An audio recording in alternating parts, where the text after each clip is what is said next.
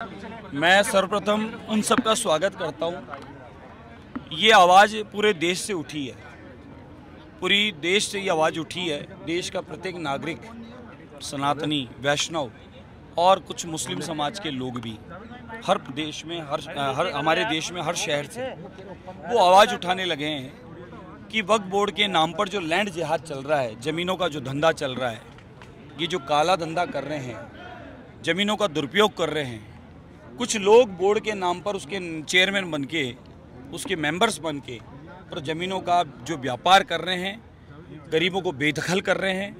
प्राचीन मठ मंदिर आश्रमों को इन्होंने मस्जिद में और वक्फ बोर्ड की ज़मीनों के नाम पर कब्जा लिया है। इन सबको ख़त्म किया जाए। ये पूरे देश से आवाज़ उठी है। न तो कोई किसी बीजेपी कार्यकर्ता ने उठाई थी, न ही कोई किसी व्यक्ति विशेष ने उठाई थी। ये आवाज़ पूरे देश से प्रत्येक व्यक्ति ने उठाई थी। उसका नतीजा है कि करोड़ों लोगों ने स्कैन किया है, ट्वीट किया है और मेल किया है। और पूरे देश से मांग की जा रही है वक्फ बोर्ड, मुस्लिम लॉ बोर्ड, ये इस प्रकार के जो बोर्ड हैं इनकी जांच की जाए, इनकी ज़मीनों की जांच की जाए, इनके लोगों की जांच की जाए और इन ज़मीनों पर दुरुपयोग जो हो रहा है वो दुरुपयोग किस प्रकार से हो रहा है उसको देखा जाए और सबके सामने लाया जाए। ये ज़मीनें कब्जा करने का काम, ज़मीनों के माध्यम से गलत काम करने का काम, इस प्रकार के कई कामों की शिकायतें हैं। मेरी स्वयं अपनी विधानसभा में मुस्लिम माताएं बहनें 50-60 इकट्ठी होकर आई थी।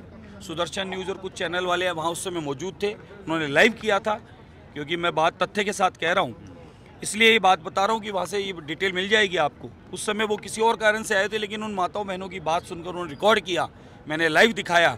उन माताओं बहनों ने एक ही बात कही कि दिल्ली रोड पर इस प्रकार से वक्फ बोर्ड की जो ज़मीन से हमें बेदखल कर दिया, गरीबों को, हम 50 साल से रहते आ रहे थे, आज़ादी के बाद से हम रहते आ रहे हैं, कुछ आज़ादी के पहले से रहते आ रहे हैं, हमारे को बेदखल किया है। और उस ज़मीन पर कोई स्कूल किराए पर दिया जा रहा है, कोई फैक्ट्री दी जा रही है, कोई बस बॉडी वाले को दिया जा रहा है, कोई कमरे बनाए जा रहे हैं, कोई होटल बनाई जा रही है। अनगिनत व्यापार उन ज़मीनों पर बोर्ड के लोग करते हैं। और उन्होंने इतना तक कहा लास्ट में गुस्से में आकर कि ये कभी वक्फ बोर्ड की ये ज़मीन कभी शिव मंदिर था, आप अंदर आके देखें, जांच करें, उसकी पुराने पुरातत्व जो बना हुआ है उसकी जांच करो, कभी ये मंदिर था। ये बात उन्होंने कही। ये तो हम कहते ही आ रहे हैं, कुतुब मीनार ले लीजिए और हमारे ज्ञान व्यापी ले लीजिए, अनगिनत प्राचीन स्थान ले लीजिए। मुगलों ने काम यही किया था और वही मुगलों का काम कांग्रेस ने किया, उनके मित्रों ने किया, इनको समर्थन का काम किया।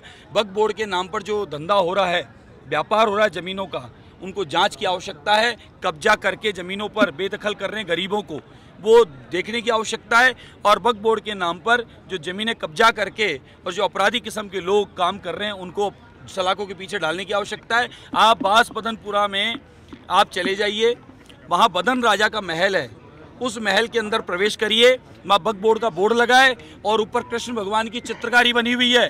पूरे महल में भगवान कृष्ण और राधा की चित्रकारी बनी हुई है, अनगिनत भगवानों की चित्रकारी बनी है। हो सकता है आपकी मेरी बात हो, जब तक वो उसको तोड़ दें, फोड़ दें या कलर पोत दें, लेकिन आप लोग जाके देख सकते हो। मैं मिथ्या नहीं कहता, सत्यता कहता हूँ। और जयपुर में भी मैं आपको आने वाले समय में अनगिनत ऐसे स्थान दिखाऊंगा जिनमें प्राचीन मंदिर, बावड़ियाँ, शिव मंदिर और प्राचीन मठ थे, बालाजी के स्थान थे। वहाँ पर एक स्थान तो मैंने ऐसा ढूंढा है जिस स्थान पर एक नीचे शिवालय, हनुमान मंदिर, ऊपर कचरा डाला गया, कचरा डाल के उस पर कब्जा किया और बोर्ड लगा दिया गया। ऐसे ही जलमहल के सामने किया है। नहीं, ऐसा कुछ नहीं है, ये मिथ्या फैलाई जा रही है। विपक्ष क्या एक्चुअली बेचैन है, परेशान है। 8-9 महीने में अनगिनत काम कर दिए, अरबों खरबों के बजट आने वाले हैं, यहाँ रोजगार नौकरियां मिलने वाली है, विदेशी कंपनियां आके इन्वेस्टमेंट करने वाली है। राजस्थान गुजरात की तरह विकसित राजस्थान हो रहा है और आदरणीय मोदी जी का सपना, भजनलाल शर्मा साहब राजस्थान को लेकर संकल्पित होकर दिन रात काम कर रहे हैं। तो अब विपक्ष के पास काम बचा नहीं है और वो परेशान और बेचैन है और उस वजह से वो खिलाहट में उठपटांग बातें कर रहा है। स्वागत क्यों हो रहा है? स्वागत क्यों हो रहा है? स्वागत क्यों हो रहा है? ये आदरणीय सीएम साहब को भी नहीं पता था, आदरणीय सीएम साहब को भी नहीं पता था कि यहाँ हम लोग क्या चाह रहे हैं। हम लोगों ने अचानक मन में भाव आया कि आदरणीय मुख्यमंत्री महोदय इतना बड़ा काम करके आ रहे हैं, इतनी कंपनियों से मिलके आ रहे हैं, इतने इन्वेस्टरों से मिलके आ रहे हैं, मारवाड़ी समाज जो बाहर रहता है विदेशों में, देश में, उन सब से संपर्क साध रहे हैं और राजस्थान को विकास के लिए, इंडस्ट्रियों के लिए, इन्वेस्टमेंट के लिए वो दिन रात लगे हैं। तो अपन सब मिलकर उनका कम से कम अभिनंदन तो करें। तो तो उस अभिनंदन के लिए आज ये हजारों लोग उपस्थित हुए हैं और हम सब आप सबके साथ मिलकर उनको अभिनंदन करते हैं, बहुत शुभकामनाएं प्रेषित करते हैं। और जल्दी से कितना पैसा लेके, कितना अभी आप लोगों ने सुना, उन्होंने एक एक पूरा पॉइंट टू पॉइंट बताया, वो कागज मेरे पास है नहीं, अभी मौके पे बताया और आने वाले समय में आपको सबको पता चलेगा, मिलेगा। ये तथ्य जो उन्होंने कहे हैं सबके सामने, वो आपके रिकॉर्ड में है और आने वाले समय में श्री गणेश हो चुका है। लेकिन कांग्रेस का आरोप है पहली बार विदेश यात्रा थी और जैसे जो है प्रधानमंत्री का स्वागत होता है उसी तर्ज पर अब इनका भी स्वागत हो रहा है। बिल्कुल, हमारे राजस्थान के मुखिया हैं, राजस्थान के मुख्यमंत्री हैं, यशस्वी प्रधानमंत्री जिस प्रकार से काम कर रहे हैं, गुजरात को मॉडल बनाया और पूरे देश ने मांग की।